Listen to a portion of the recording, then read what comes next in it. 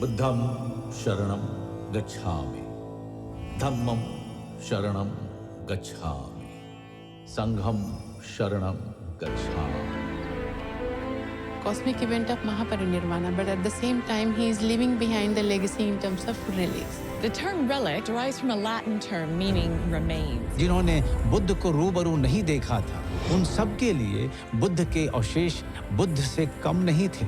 Buddha came at a time when India was facing lot of challenges. अब ये तो तय है कि बुद्ध का महापरिनिर्वाण होगा. कि वो स्वयं कहते हैं कि मैं चाहूं तो अनंत काल तक जी सकता हूं. रेलिक्स थे, उसको कलेक्ट करके एक जार में कुशीनगर के लोगों ने रखा. बुद्ध अपने समय के क्रांतिकारी थे और उनकी क्रांति इतनी बड़ी थी कि आज भी वो मनुष्यता को प्रभावित कर रहा है. It's an inspirational story.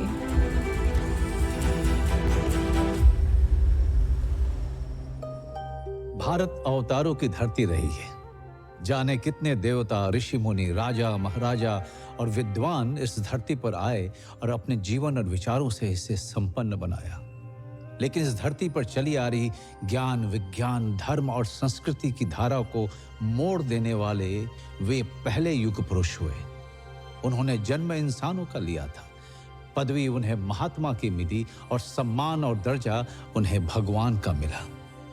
जी हाँ, सही समझे आप, मैं महात्मा बुद्ध की बात कर रहा हूं.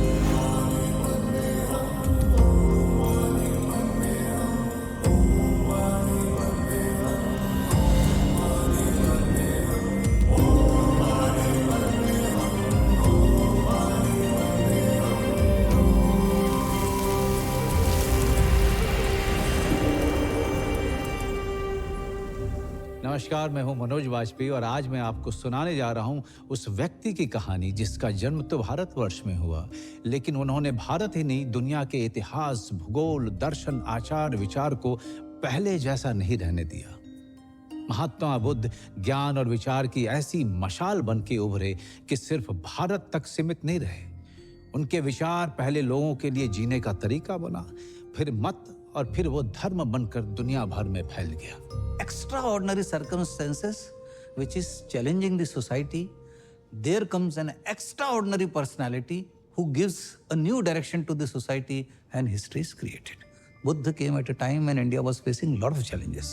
मैत्री का कंसेप्ट है, जब मुद्दता का जो कंसेप्ट है, देन माइंडफुलनेस है, विपස්සना है ना, ये पूरी दुनिया में इसलिए ये इतना आगे बढ़ी क्योंकि they are so simple yet so logical yet so meaningful yet so effective. Rajmahal की संपूर्ण सुख सुविधा के बीच जब जीवन का यह कष्टकर स्वरूप राजकुमार सिद्धार्थ के सामने नहीं आया था, तब भी उनमें एक तत्व सर्वाधिक था, जिज्ञासा का. जिज्ञासा सवाल में बदलती है, सवाल तर्क में परिणत होता है, तर्क अपनी कसौटी पर विश्वास को छानता है और उसमें अंधविश्वास को अलग कर देता है. ठीक यहीं पर बालक सिद्धार्थ के बुद्ध बनने का बीज पड़ चुका था. एक आगामी क्रांति की मौन शुरुआत हो चुकी थी. बुद्ध अपने समय के क्रांतिकारी थे और उनकी क्रांति इतनी बड़ी थी कि आज भी वो मनुष्यता को प्रभावित कर रहा है. बुद्धिस्ट फिलॉसफी इतनी लॉजिकल है और इतनी सटीक है, इतनी deep as well as intensive है, जो यूरोप की पोस्ट मॉडर्निज्म है, मॉडर्निज्म है, इनके साथ अगर उसको मैं कंपेयर करूं तो मुझे नहीं लगता कि वो कहीं टिकती हैं. बुद्ध अपने घर से निकलने के बाद ज्ञान के लिए बहुत भटके, मगर उन्हें ज्ञान मिला भी तो कहाँ? न काशी में, न प्रयाग में, न राजधानी में, न जंगल में. उस गया में जो जिंदगी नहीं, मृत्यु के संस्कार पिंडदान के शहर के रूप में मशहूर था. तो इस गया में एक पीपल के पेड़ के नीचे बुद्ध निर्वाण या ज्ञान पाते हैं. इसी कारण वो स्थान बोध गया कहलाता है. वहां से वो काशी के पास सारनाथ पहुंचे और जहां उन्होंने अपनी पहली शिक्षा दी और धम्म की स्थापना करी. जीवन चला जाता है, उसके निशान शेष रह जाते हैं. बुद्ध के जाने के बाद जो व्यापक रिक्तता या खालीपन पैदा हुआ, उनके फॉलोअरों ने उसे उनके रेलिक्स यानी अवशेषों से भरा. जिन्होंने बुद्ध को रूबरू नहीं देखा था या जिन जगहों पर बुद्ध जा नहीं पाए थे, उन सब के लिए बुद्ध के अवशेष बुद्ध से कम नहीं थे। बुद्ध के 3 तरह के अवशेष मिलते हैं। पहला शारीरिक यानी बॉडीली रेलिक्स, इसमें बुद्ध के शरीर की राख या उनके बचे हुए अंग आते हैं। दूसरा पारिभौगिक यानी कॉन्टैक्ट रेलिक्स, और तीसरा उद्देश्य या धम्म रेलिक्स। यहां प्रश्न यह भी उठता है कि जिस बुद्ध ने जीवन भर त्याग किया, राजपाट छोड़ा, परिवार छोड़ा, वे शिष्यों को अपने अवशेषों के संग्रह और उसके दर्शन के बंदोबस्त का निर्देश क्यों दे रहे हैं? असल में यही सवाल हमें भी इस कहानी तक लेके आई है। बात तब की है जब बुद्ध 80 साल के हो चुके थे। वे जीवन भर गतिमान रहे, जड़ नहीं रहे। ऐसे में यह कहां संभव था कि वो बैठे बिठाए महापरिनिर्वाण को प्राप्त होते। दुनिया अभी इससे अनजान थी, पर उन्हें यह मालूम था कि ये उनके जीवन की आखिरी यात्रा है। आनंद का रोल बुद्ध के जीवन में, उनके जीवन के आखिरी क्षणों में बहुत महत्वपूर्ण हो जाता है। उनकी लास्ट जर्नी में उनका मेंशन आता है बहुत प्रोमिनेंटली, और वो इस कॉन्टेक्स्ट में भी आता है कि वो सबसे आखिरी उनके बुद्ध के शिष्य थे जिन्होंने अरहतशिप, जिनको एनलाइटनमेंट प्राप्त हुआ था। आनंद और भगवान का संबंध कैसा है? उपस्थाक यानी पर्सनल अटेंडेंट। तो एक दिन भगवान ने कहा कि अब मेरी आयु हो गई है, मैं 60 वर्ष का हो रहा हूं, अब मुझे कोई उपस्थाक दिया जाना चाहिए जो निरंतर मेरे साथ रहे। एक एक कर सभी भिक्षु खड़े होते हैं और कहते, भगवान मैं आपका उपस्थाक बनूंगा। सिर्फ एक व्यक्ति खड़ा नहीं होता है जिसका नाम है आनंद। आनंद बैठे हुए हैं, भगवान के चचेरे भाई बैठे हुए हैं, वो खड़े नहीं होते। तो सबने आनंद की ओर देखा तो आनंद खड़े हुए कि मैं भगवान का उपस्थाक बन सकता हूं, लेकिन मेरी कुछ शर्तें हैं। एक शर्त कि भगवान, कोई यदि आमंत्रण मेरे पास आए और मैं उस आमंत्रण को स्वीकार करूं तो उस आमंत्रण को आप स्वीकार करेंगे, वरना मेरी कौन सुनेगा? भगवान ने कहा ठीक है, मैं स्वीकार करता हूं। और एक बात, आप अपने भोजन में से मुझे भोजन नहीं देंगे। क्यों? जाहिर सी बात है, ताकि और भिक्षु ये ना सोचें अरे आनंद ने ये काम इसीलिए चुना है कि आनंद को अच्छा भोजन मिलेगा। आप मुझे जहां हर जगह आपको आमंत्रण मिलता है वहां नहीं ले जाएंगे, ताकि और लोग ये ना सोचें कि आनंद ने ये काम इसलिए स्वीकार किया है कि आनंद भगवान के साथ भोजन के लिए। आप मुझे श्रेष्ठ चिवर, अच्छा चिवर चुनकर नहीं देंगे। मैं जो वस्त्र भिक्षा मांगकर ले आऊंगा मैं वही पहनूंगा। तो कितनी सुंदर कथा है कि एक चचेरा भाई अपने भाई का उपस्थाक रहता है और जीवन का उसको कोई लोभ नहीं है। वो कितनी शर्तें भगवान के साथ रखता है कि किसी के मन में कभी ये ईर्ष्या न हो कि मैंने ये लाभ के लिए किया। बुद्ध की जीवन यात्रा का फलक गंगा की मध्य और निचली घाटी के इलाकों से होते हुए मिथिला और नेपाल की तराई तक फैला हुआ था। वे लगातार घूमते हुए ज्ञान बांटा करते थे, सिवाय चातुर्मास या वर्षा ऋतु के, जिसे बुद्ध का वर्षावास कहा जाता था। वैशाली की बाहरी सीमा पर बसे बेलुआ गांव का वर्षावास बुद्ध की अंतिम यात्रा का प्रस्थान बिंदु साबित होता है। यात्रा अब तक निष्कंटक चल रही है, पर काल को आगामी आहट का आभास भी तो देना था। बुद्ध बीमार पड़ गए। उनके शिष्यों ने काल की इस कुंडी की ध्वनि नहीं सुनी। बुद्ध मुस्कुराए, अपनी संकल्प शक्ति से अपने को स्वस्थ किया और अगले पड़ाव चपाल चैत्य पहुंच गए। बुद्ध जानते थे उनका जाना इस दुनिया और विशेषकर उनके शिष्यों के लिए एक सदमा होगा, पर यदि आगत की पूर्व सूचना दे दी जाए तो वे बचे हुए समय में अपने को इसके लिए मानसिक रूप से तैयार कर पाएंगे। बुद्ध समझ गए थे कि महापरिनिर्वाण की घोषणा का सही समय आ गया था। उन्होंने अपने अभिन्न शिष्य आनंद को याद किया। आनंद बुद्ध के साथ 2.5 दशक से हैं। वे बुद्ध के इतने निकट हैं कि अक्सर उनकी बात कहने से पहले समझ जाते हैं। तो बुद्ध ने आनंद को बुलाया। बुद्ध उनसे कहते हैं, तुम बोलो तो मैं इस धरती पर तब तक रह सकता हूं जब तक यह धरती रहेगी। बुद्ध की बात बोलने से पहले समझ जाने वाला आनंद आज बोलने के बाद भी नहीं समझ पा रहे थे। यहाँ प्रश्न ये उठता है कि बुद्ध ने आनंद से ये बात क्यों कही? कि वो स्वयं कहते हैं बुद्ध कि मैं चाहूं तो अनंत काल तक जी सकता हूं। भगवान का यहाँ तात्पर्य धम्म से है कि हम अक्सर व्यक्तियों को स्वीकार करते हैं, उनके विचारों को छोड़ देते हैं। यहाँ तथागत ने स्पष्ट कर दिया है कि बुद्ध से बड़ा बुद्ध का विचार है, धम्म है। तो जिस अनंत काल तक की बात हो रही है वह धम्म के संदर्भ में हो रही है। आनंद उस बात को कंप्रीहेंड नहीं कर पाते हैं और वो इग्नोरेंट रहते हैं। Buddha repeated this for 3 times. But Ananda did not say anything in favor of Gautam Buddha to continue till the end of this world. Buddha अपना सवाल दोहराते हैं, तिहराते हैं, और आनंद की तंत्रा नहीं टूटती है। बुद्ध उन्हें मुस्कुराते हुए बाहर भेज देते हैं। यह समय इस यात्रा के लिए अगला कदम उठाने का था।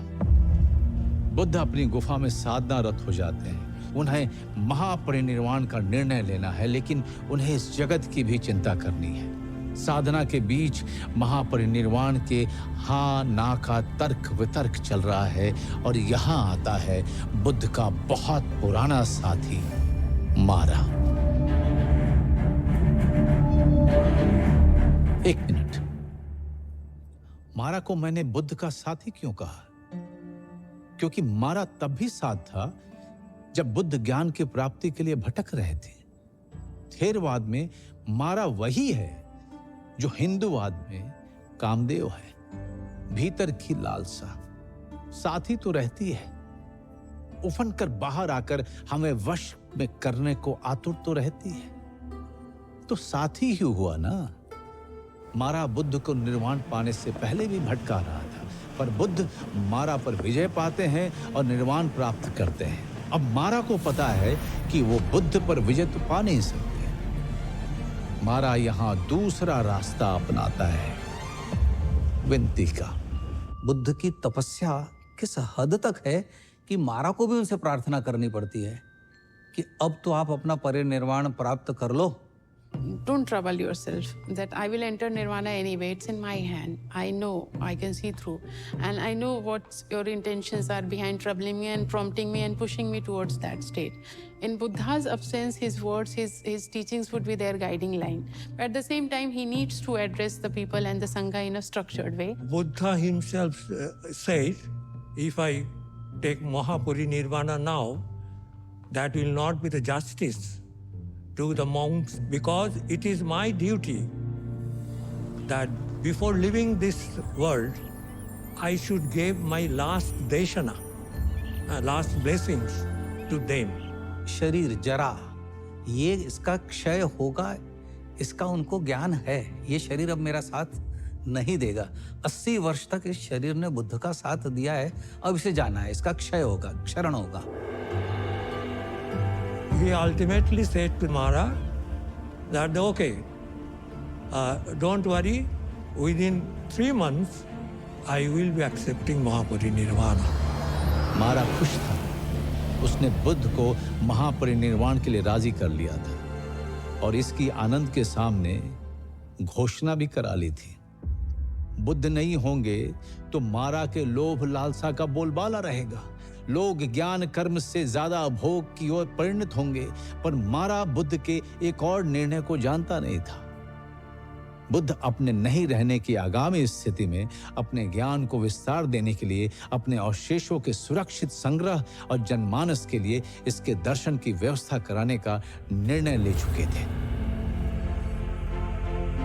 चपाल चैत्य में अपने महापरिनिर्वाण की घोषणा कर बुद्ध अपने भिक्षुओं की टोली के साथ आगे बढ़ रहे हैं। वे एक पल के लिए वैशाली को पलटकर निहारते हैं और फिर आनंद से कहते हैं, हम पश्चिम की तरफ जा रहे हैं आनंद, पश्चिम जिधर सूर्य अस्त होता है।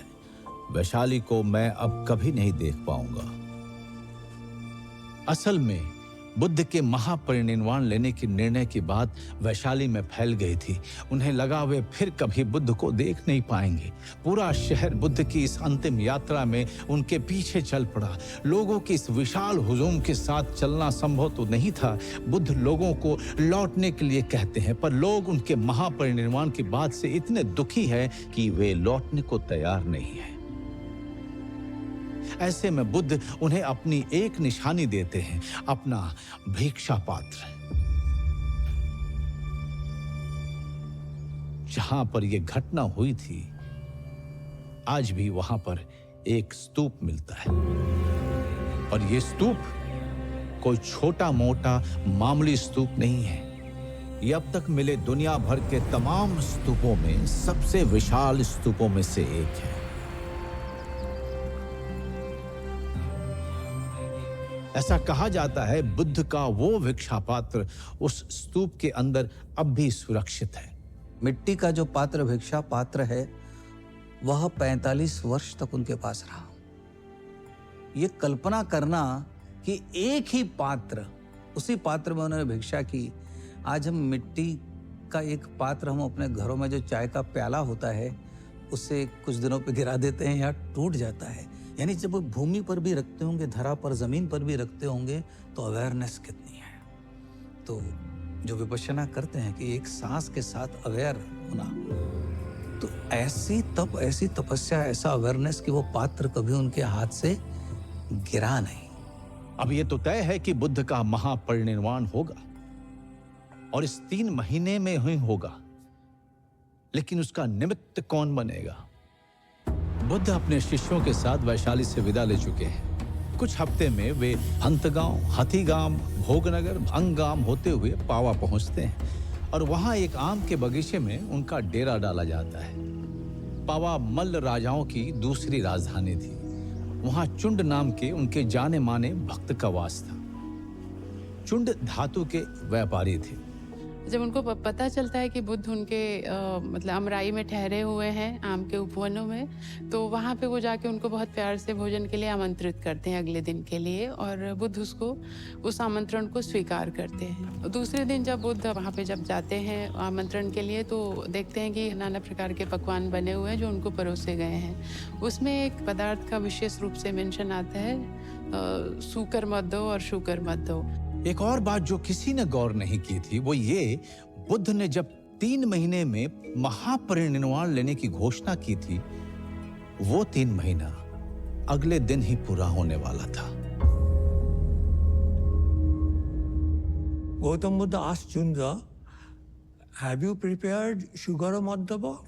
Chunda said yes. Then Buddha asked the Sugara Madhava from him. Gautam Buddha, take a small portion. But immediately Bhagavan Buddha could realize that this is a thing which no one will be able to digest. यह खाने के बाद भगवान को पीड़ा और हुई और भगवान को रक्तस्राव हुआ, रक्त बहने लगा। तो बुद्ध ने कहा, किसी दूसरे भिक्षु को शुकर मद्दो मत दीजिए, और जो मेरे खाने के बाद बच जाए उसको आप गड्ढा खोद करके उसमें डाल दीजिए। शुकर मद्दो या शुकर मद्दो आखिर था क्या? We're not quite sure what the nature of that dish is. The name has been lost through history, but it suggests that it might be related to swine or potentially mushrooms or truffles. This common parlance that he was offered the meat of a pig, it is not true. चुंड इस ग्लानि में डूबे थे कि उनके भोज्य पदार्थ को खाकर उनके भगवान की ये दशा हुई है। बुद्ध चुंड को बुलाते हैं और उसे बताते हैं कि हे चुंड, तुम अब भी मुझे उतने ही प्रिय हो जितना पहले थे, बल्कि अब पहले से ज्यादा प्रिय हो। जो भी हुआ तुम तो उसके निमित्त मात्र थे, उसमें तुम्हारा दोष नहीं।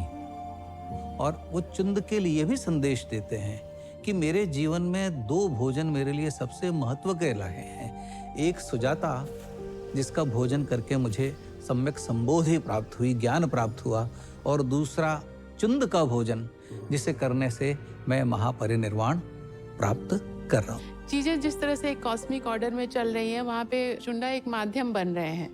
उनको होना उसी वे में जैसे वो होंगी, बट उस एनेक्डोट में लिखने वाले ने, जिसने दिव्य निकाय लिखा है, उसके नज़रिए से मारा एक ऐसा फोर्स है जो बुद्ध को डेविएट कर रहा है। चुंद एक ऐसे एजेंट है जिन्होंने वो खाना परोसा जिससे उनकी तबीयत खराब हुई। आनंद एक ऐसे एजेंट है जिन्होंने उनके प्रॉम्प्ट को, उनकी बात को समझा नहीं और उनको रुकने के लिए अनुरोध नहीं कर पाए। Things will happen that way, but उनका एक मीडियम और ये पात्र बदल रहा है, और ये देखने का नजरिया है जिसने ये दिव्य निकाय लिखा है। बुद्ध अपनी पीड़ा पर अपनी मुस्कान का आवरण डालते हैं और आनंद से कुशीनारा की ओर चलने को कहते हैं। उनका कारवां ककुप्था नदी को पार करने वाला है। वे अपनी टोली को विश्राम के लिए कहते हैं, पर क्या बुद्ध अपनी पीड़ा के कारण आगे नहीं बढ़ पा रहे हैं, या बात कुछ और है? और ठीक यही बुद्ध घोषणा करते हैं कि वे कुशीनारा में साल वृक्षों के वन में रात के बीच के पहर में महापरिनिर्वाण अवस्था में प्रवेश करेंगे, और रात के आखिरी पहर उनका महापरिनिर्वाण हो जाएगा। शिष्यों के समूह में दुख की लहर फैल गई, लेकिन जो तय है दुख उसे टाल नहीं सकता, ना यात्रा को, ना महापरिनिर्वाण को।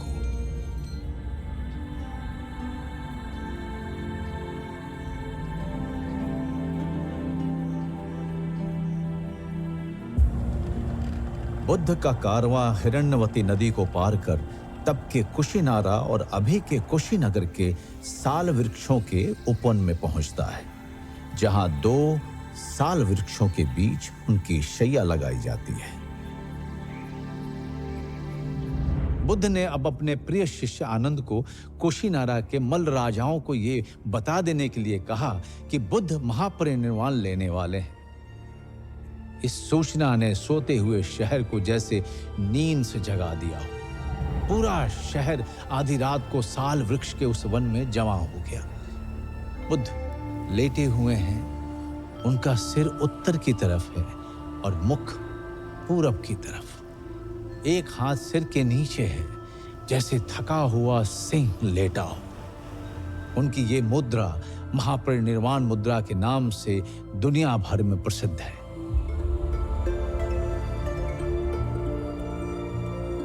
महापरिनिर्वाण से पूर्व उन्होंने एक ऐसी बात कही जो इस कहानी का भी एक नया मोड़ है। आनंद उनसे पूछते हैं कि उनके महापरिनिर्वाण के बाद उनके देह का क्या किया जाए, उनका आखिरी अनुष्ठान कैसे किया जाए। बुद्ध बोलते हैं, मेरे पार्थिव देह के साथ वही करना जैसा मरणोपरांत चक्रवर्ती सम्राट के देह का किया जाता है। किसी चक्रवर्ती राजा की मृत्यु हुई है, going back in history before Buddha और एनी अदर एनेक्डोट, सो हमें राजा दशरथ का एक रेफरेंस मिलता है वाल्मीकि रामायण में, अयोध्या कांड में पर्टिकुलरली। महाराज दशरथ को भी लकड़ी की तेल से भरी हुई द्रोणी में रखा गया था जब तक भरत नहीं आ जाते। तो भगवान बुद्ध को भी किसी की प्रतीक्षा है, और वो है महाकश्यप, जो उस समय कुशीनारा में नहीं है, वे कहीं और है। यह बात लॉन्गर रन में ममीफाई करने की नहीं हो रही है, यहाँ कॉन्टेक्स्ट अलग है। उस बात को किस तरह से तब तक उसको प्रिजर्व किया जाए, उस कंडीशन में रखा जाए कि लोग उसको होमेज पे करें, वो विकृत ना हो। पर जैसा दीघ निकाय के महापरिनिर्वाण के सूत्र में कहा गया है, बुद्ध ने आनंद से कहा कि महापरिनिर्वाण के बाद उनके पार्थिव शरीर को नहलाया जाए, फिर 500 कपास के वस्त्रों के तहों में लपेट के रखा जाए। दाह के बाद उनके शरीर के बचे अवशेष और राख को शहरों के मुख्य चौराहों पर स्तूप बनाकर सुरक्षित रखा जाए, और इसे वैसे ही सम्मान दिया जाए जैसे मुझे दिया गया है।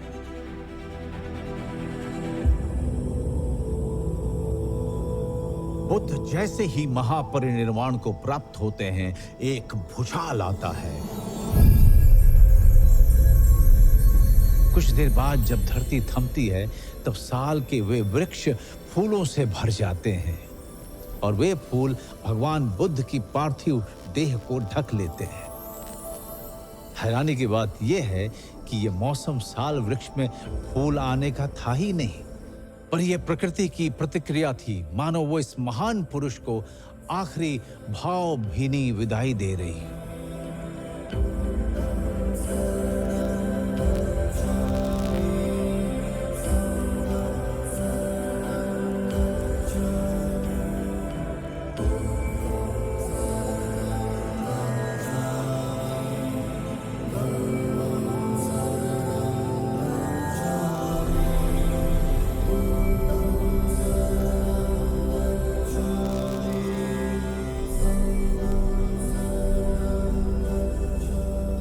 7 दिन तक उनका शरीर दर्शन के लिए रखा गया।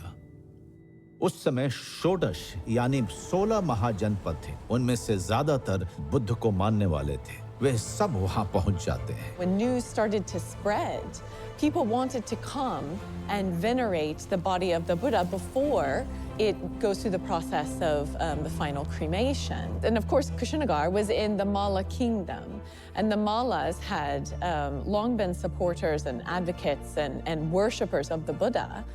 कुशीनारा के मल्लों को बुद्ध के महापरिनिर्वाण का दुख तो था, पर उन्हें ये गौरव भी मिला था कि तथागत का महापरिनिर्वाण उनके राज्य में हुआ। उन्होंने पूरे शहर में बुद्ध की अंतिम यात्रा निकालनी चाहिए। मल्लों द्वारा जब बुद्ध की चिता को अग्नि देने के सभी प्रयास विफल हुए, तब अनिरुद्ध उन्हें समझाते हैं कि बुद्ध के जाने माने शिष्य महाकश्यप 500 बौद्ध भिक्षुओं के साथ बुद्ध के अंतिम दर्शन को आ रहे हैं। तथागत चाहते थे उनका आखिरी अनुष्ठान महाकश्यप और उन भिक्षुओं के आने के बाद ही किया जाए। अंत में जब महाकश्यप और 500 भिक्षुओं की टोली वहां पहुंचती है, वे बुद्ध के बताए हुए तरीके से उनकी आखिरी रस्में करते हैं। महाकश्यप चिता को अग्नि देने के लिए मशाल लेते हैं, पर ये क्या,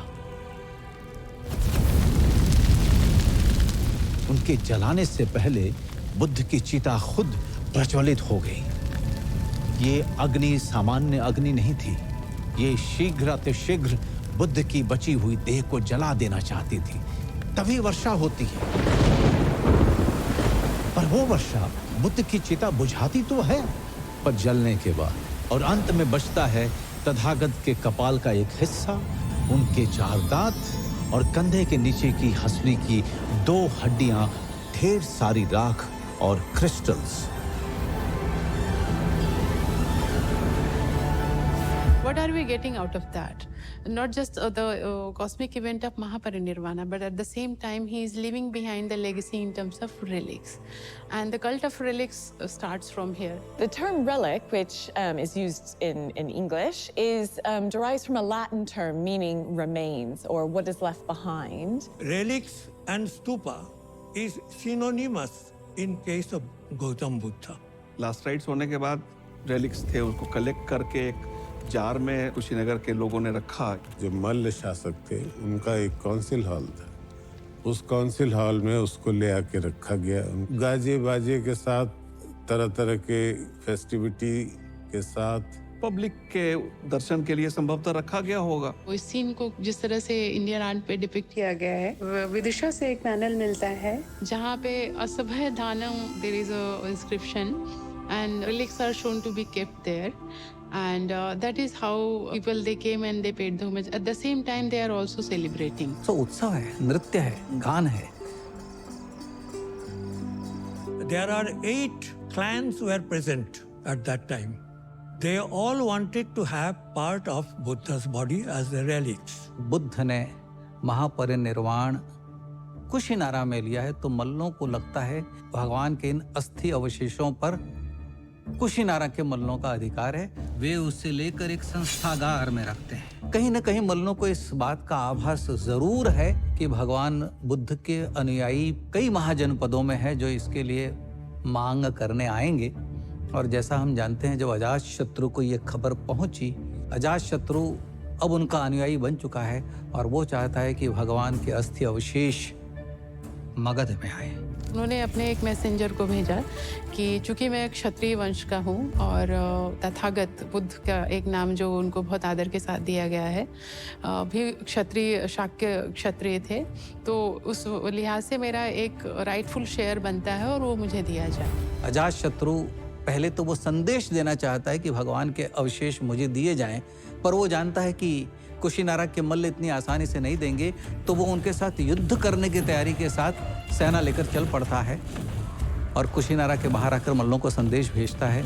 मल्ल देने के लिए तैयार नहीं है और ऐसी स्थिति आ गई है कि भगवान बुद्ध की अस्थियों को लेकर युद्ध होगा, क्योंकि और भी जनपदों के लोग जिनकी भगवान में आस्था थी वे सब आए Lichavis of Vaishali also sent the messenger that we also belong to the Kshatriya clan, and Buddha himself came from the same Kshatriya caste, the warrior caste, and we claim a share in his bodily remains. शाक्यास जो उनका पैतृक वो है, उनका तो claim बनता ही था कि भाई हमारा ही होना चाहिए। Brahmanas of Betadipa, they claim that we are the Brahmins.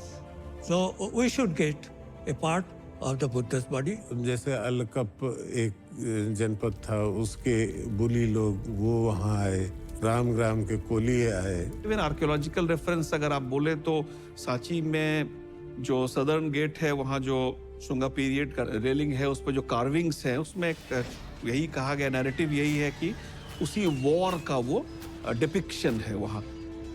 संघर्ष होने को है, और ऐसे में द्रोण नाम का एक ब्राह्मण उन सबको कहता है कि भगवान बुद्ध के हम सभी उत्तराधिकारी हैं, सभी पर उनका अधिकार है, तो बजाय इसके लिए हम लड़ें, क्यों नहीं हम भगवान के पवित्र अवशेषों को आपस में बांट लें। तो जो रेलिक्स, डिस्ट्रीब्यूशन ऑफ रेलिक्स की कहानी है, ये यहाँ से प्रारंभ होती है।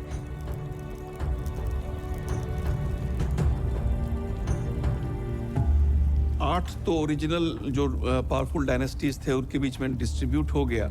स्टोरी ये भी है कि वो +2 और हुआ है, द्रोण को भी कुछ शेयर मिल पाया, क्योंकि द्रोण संभवतः उस पात्र में मध का प्रयोग किए थे before putting the ashes inside, तो उसका जो भाग रह गया वो द्रोण के पास रह गया। Drona collected the right canine teeth and put it under his cap.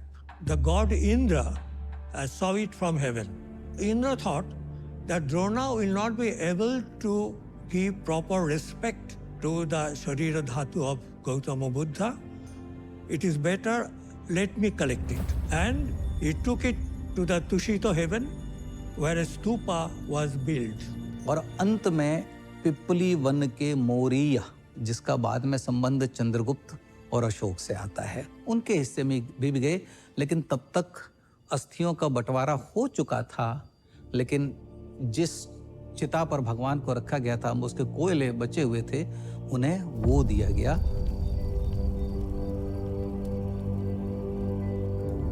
Ajatashatru ने तो कुशीनारा से मगध तक बुद्ध के अस्थि कलश के साथ मानो एक भव्य जुलूस निकाल दिया था।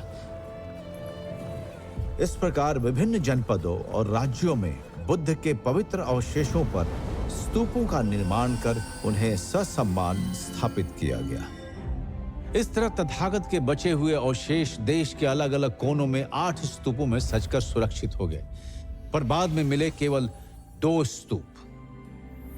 लिच्छवी थे वैशाली के, उन्होंने जो स्तूप बनाया था वो मिट्टी का स्तूप है, और आज भी वैशाली में जो राजा विशाल का गढ़ है उसके पास वो स्थित है, और वहाँ एक्सकवेशंस हुए थे, वहाँ से अस्थि अवशेष प्राप्त हुए थे।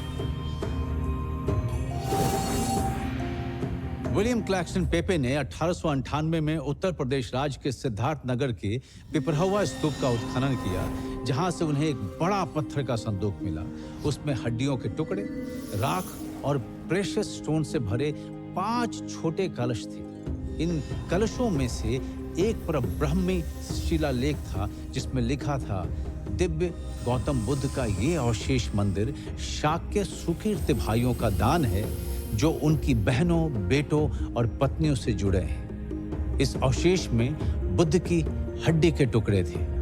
पिपरावा का जो एक्सकवरी थी रेलिक कैस्केट की, वो अपने आप में ग्राउंड ब्रेकिंग थी। अस्थि अवशेष भी थे और सोने, चांदी और सेमी प्रेशियस स्टोन्स के अवशेष थे। वो बहुत सारे अभी भी म्यूजियम में वहाँ रखे हैं। कुछ पेपी की जो फैमिली थी जो लंदन चले गए, वो उन लोगों ने वहाँ रखे हैं। उन्होंने जो वो अवशेष थे वो सियाम यानी थाईलैंड के राजा को अर्पित कर दिए। इसके 2 साल बाद कुछ अवशेष जो उनके पास और थे, उन्होंने जापान के बौद्ध भिक्षुओं को दे दिए। इन अवशेषों के विश्लेषण से ये मालूम हुआ कि अस्थि कलश पर लिखे इंस्क्रिप्शन बुद्ध के समय से नहीं मेल खाते। इस परिणाम ने विद्वानों की उपलब्धि को चुनौती दी कि अगर ये बुद्ध के समय से नहीं हैं, तो ये किस समय अवधि के हैं। इस चुनौती को स्वीकार करते हुए के.एम. श्रीवास्तव ने फिर से उसी जगह पर उत्खनन शुरू किया और ठीक पेपे के उत्खनन किए हुए स्तर से निचले स्तर पे उन्हें 2 अस्थि कलश और उनमें रखे बुद्ध अवशेष एवं क्रिस्टल्स मिले। पेपे का जो एक्सकवेशन रहा वो मैक्सिमम मौर्यन पीरियड तक ही लिमिटेड रहा। 1970 के दशक में फिर से एक्सकवेशन हुआ और उस स्थान से नीचे और भी अस्थिअवशेष प्राप्त हुए। तो अब विद्वानों में आपस में मतभेद है कि जो ओरिजिनल 1890 के दशक में जो अस्थिअवशेष मिले थे, जिनके ऊपर एक अल्बास्टर का घड़ा था और उसके ऊपर लिखा हुआ था पाली में कि इसमें शाक्यों के राजकुमार और भगवान बुद्ध की अस्थि के अवशेष हैं और साथ साथ शाक्यों में जो उनके वंश में उनके भाई बहन और दूसरे लोग हैं उनके भी अवशेष हैं। तो क्या ये अस्थियां भगवान बुद्ध की हैं या जो उस घड़े में पहले मिली थी वो बुद्ध की हैं? ये थोड़ा सा विवाद का विषय है, लेकिन इतना निश्चित है कि ये अस्थियां बुद्ध की भी हैं और उनके क्लैन के जो दूसरे लोग थे, उनके भाई बहन और परिवार के लोग, उन सब की अस्थियां हैं। एक ही स्थान में 2 भिन्न स्तर से बुद्ध के अवशेष प्राप्त होना ये एक असामान्य घटना थी और इस गुत्थी का समाधान छुपा था भारत के गौरवमय इतिहास के सबसे महत्वपूर्ण और शक्तिशाली साम्राज्य मौर्य साम्राज्य में। जी हाँ, हम बात कर रहे हैं सम्राट अशोक की। 19वीं सदी के पहले चौथाई हिस्से तक किसी को पता नहीं था कि भारत में अशोक नाम का कोई राजा था या हमारे देश में बुद्ध धर्म इस लेवल का था। मोहम्मद तुगलक के पास एक स्तूप आया, उसके ऊपर भी ब्राह्मी स्क्रिप्ट लिखा हुआ था। किसी को कुछ पता नहीं था कि ये क्या है। एक स्कॉलर प्रिंसिप जिनका नाम था, उन्होंने उस स्क्रिप्ट को 30 साल लगाए उसको डिसाइफर करने के लिए। उनकी डिसाइफर करने के बाद पता चला कि ये ब्राह्मी स्क्रिप्ट है और कोई अशोक नाम का कोई राजा था जिसने बुद्ध धर्म को पूरे देश में फैलाया। It is said that he built 84,000 stupas in his entire empire. His empire ranging from Afghanistan almost to the southern end of the Bharatavarsha. कई बार ये देखने में आता है कि पहले स्तूप बनाया गया होगा वो मड ब्रिक से बना हुआ है, जबकि दूसरी लेयर वो बर्न्ट ब्रिक्स की बनी हुई है। ये एक लेटर एडिशन हो सकता है और इस बात को प्रूव करता है कि जो ओरिजिनल स्तूप रहा होगा उसको ओपन करके अशोक ने वहाँ पे उसको एनलार्ज करवाया और उसमें बर्न्ट ब्रिक्स का इस्तेमाल किया। अगर आज पूरे एशिया में बुद्ध धर्म है तो वो अशोक के प्रयासों की वजह से है। ऐसे तो सम्राट अशोक बुद्ध के ज्ञान से पहले से परिचित थे, पर मानने वाले नहीं थे। कलिंग युद्ध में अभूतपूर्व रक्तपात देख के अशोक का हृदय परिवर्तन होता है और बुद्ध से उनका परिचय अब बुद्ध पर विश्वास में बदल जाता है। वे हिंसा का मार्ग छोड़ धर्म का कल्याणकारी रास्ता चुनते हैं। बुद्ध के ज्ञान और करुणा की छांव में मानव कल्याण और बौद्ध धर्म के प्रचार को ही अपने जीवन का लक्ष्य बना लेते हैं। जो भी व्यक्ति सच्ची आस्था के साथ बौद्ध धर्म में धातु अवशेषों पे वो स्तूप बनवाएगा, he will be entitled to certain good fortune, like certain merits. कहते हैं मोगली पुत्र तिस्य की प्रेरणा से ही अशोक अपने समय के सभी 8 स्तूपों पर जाते हैं।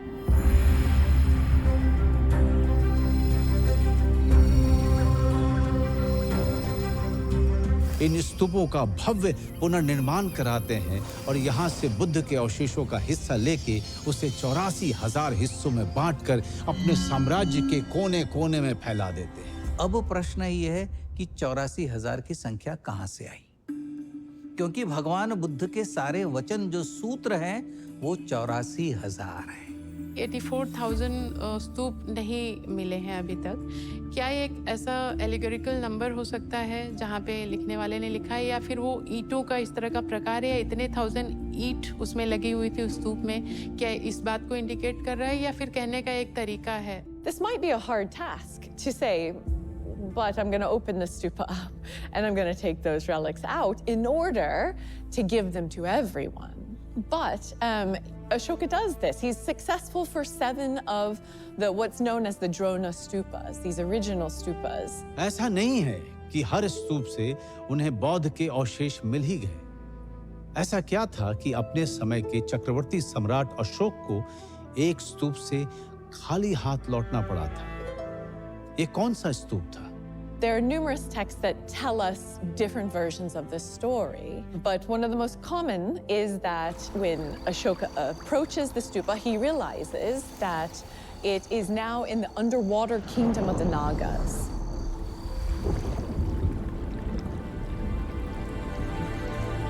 इसी बात का वर्णन अशोक अवदान भी करता है and as a testimony to that at Amaravati we see that Nagas entangled and they are guarding a stupa. The 2nd century CE Amravati stupa has a relief carving which is now known as the stupa venerated by elephants. Around the body of the stupa, a naga is intertwined, and nagas are incredibly important. They love the relics, but they're also fantastic protectors of the Buddha's dharma and his relics. इस historicity को ये depiction prove करता है कि ये घटना हुई होगी अशोक के जीवन काल में और वो रामगांव के स्तूप से धातु अवशेष बुद्ध के निकाल नहीं पाया था। कोलियों द्वारा निर्मित रामग्राम का ये स्तूप बुद्ध के अवशेषों पर बने प्रमुख स्तूपों में से एक है, जो आज भी एक विशाल टीले के नीचे सुरक्षित और संरक्षित है। चूंकि यहाँ आज तक खुदाई नहीं की गई, इसलिए पुख्ता तौर पर तो कुछ नहीं कहा जा सकता, पर ऐतिहासिक तौर पर ऐसा दावा किया जाता है कि बुद्ध के अस्थि कलशों में से एक यहीं सुरक्षित है। ये जगह वर्तमान में यूनेस्को वर्ल्ड हेरिटेज साइट के अंतर्गत आती है। दुनिया के इतिहास में इसकी जो मिसाल कहीं नहीं मिलती है। दूसरे देशों के लोग राजदूत भेजते थे, इन्होंने धर्मदूत भेजे। तो उन्होंने बुद्धिज्म को न केवल एक्सेप्ट किया बल्कि अपने बेटी संघमित्रा और बेटे महेंद्र को भी उस उद्देश्य से भेजा जहाँ पे वो जाके बुद्धिज्म को प्रोपेगेट कर सके। He sent his daughter, and she wanted to go, Sangamita. She traveled with 11 other nuns to the kingdom of Sri Lanka at the request of King Tissa, who wanted to establish an order of nuns there. So when Sangamita arrived, she gifted a cutting from the Bodhi tree from Bodh Gaya. The queen and many of the other women who attended her converted to Buddhism as well. The order of Buddhist nuns and Theravada Buddhism, it prospered for around 1,500 years after the Buddha's death. So for a very long time, there's a strong tradition of this order of Buddhist nuns. Through trade, you disperse religion as well. And so we see areas in Southeast Asia adapting to Buddhism. पर ऐसा क्या कारण है कि अशोक के 84,000 स्तूप बनाने का ऐतिहासिक प्रमाण तो मिलता है, पर उनके मिले स्तूपों की संख्या 84,000 के शतांश भी नहीं है, महज दर्जनों में है। क्या वे बाद के शासकों द्वारा नष्ट कर दिए गए या बाहरी आक्रांताओं ने अपने हमले में इन्हें मिटा दिया? क्या बाद में बौद्ध धर्म के ये अवशेष स्थानीय शासकों और विदेशी हमलावरों दोनों की हिंसा और क्रूरता का शिकार बने? खुद बोध गया का बोधि वृक्ष भी कई बार कई शासकों के द्वारा काटा गया। Many of the stupas were damaged by locally. They have taken away the stones or the bricks and built up their home. कई स्तूपों को लोगों ने डिस्ट्रॉय कर दिया, उनका विनाश कर दिया इस आशा में कि इनमें कोई बहुत खजाने हैं। जो इस्लामिक पीरियड आया या जो इन्वेडर्स का जो हमारे यहाँ वो हुआ, तो उसमें कहीं ना कहीं हम लोग बहुत कुछ लूज किए हैं। Later kings हुए, they were like Vaishnav and Shaiv, and they had inclination towards supporting those religions, but at the same time the inside structure of Buddhism itself, like inside corruptions, also contributed a lot to the way the Sangha slowly moved towards decay. कुछ text जो बाहर चले गए, खास करके श्वेनसांग और फाहियान जो copy करके ले गए, उन सोर्सेस को बेस करके हम लोग आज इतिहास को देखने का प्रयास करते हैं, क्योंकि हमारे अपने ओरिजिनल सोर्सेस तो नष्ट हो गए। आज भी बुद्ध के अवशेष देश के भीतर उत्तर प्रदेश, बिहार, पश्चिम बंगाल, आंध्र प्रदेश, तमिलनाडु, मध्य प्रदेश, गुजरात, महाराष्ट्र महाराष्ट्र और दिल्ली में तो मिलते ही हैं, देश के बाहर श्रीलंका, जापान, थाईलैंड, म्यांमार, चीन, कोरिया, तिब्बत, नेपाल आदि देशों में मिलते हैं। इन अवशेषों को आप निर्जीव अवशेष न समझें। ये अवशेष अभी भी इन देशों में फैले बुद्ध के मानने वालों के लिए मिलने जुलने, सांस्कृतिक लेन देन और विचार विमर्श का कारण बनी हुई है। इन अ वे उनके लिए एक बुद्धा के ही एक प्रेजेंस का एक फॉर्म है। तो जो रिलिक फेस्टिवल्स हैं उसमें आप देखेंगे पूर्णिमा के दिन वहाँ पे प्रोसेशन निकलता है, exactly the way relic portions were distributed after Buddha's death. Likewise, the royal procession, the way each king took away their share, उसी सीन को इनैक्ट करते हुए they pay their homage to the relics, and for them it's like celebration of continual presence of the Buddha himself.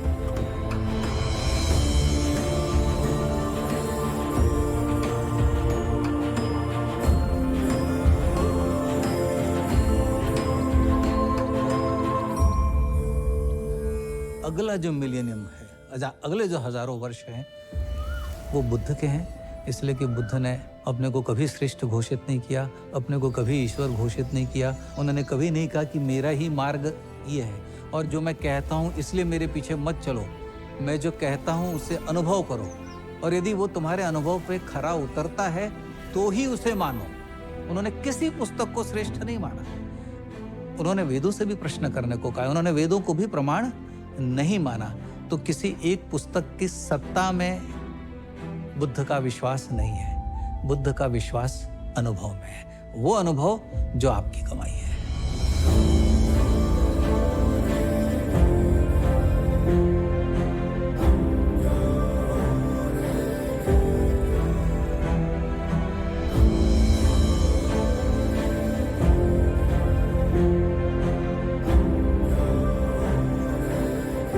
असल में बुद्ध का समूचा जीवन और उनका पूरा सिद्धांत 3 चीजों पर टिका था: बुद्धि, साहस और करुणा। ज्यादातर धर्म भय का व्यापार करते हैं। ये करो नहीं तो ऐसा हो जाएगा, ये करो नहीं तो वैसा हो जाएगा, ऐसा करो नहीं तो नरक या दोजख मिलेगा। पहली बार किसी गुरु ने कहा डरो मत, किसी से मत डरो, ना गुरु से, ना मंत्र से, ना शास्त्र से, ना लोक से, ना राजा से, ना डाकू से, किसी से भी नहीं।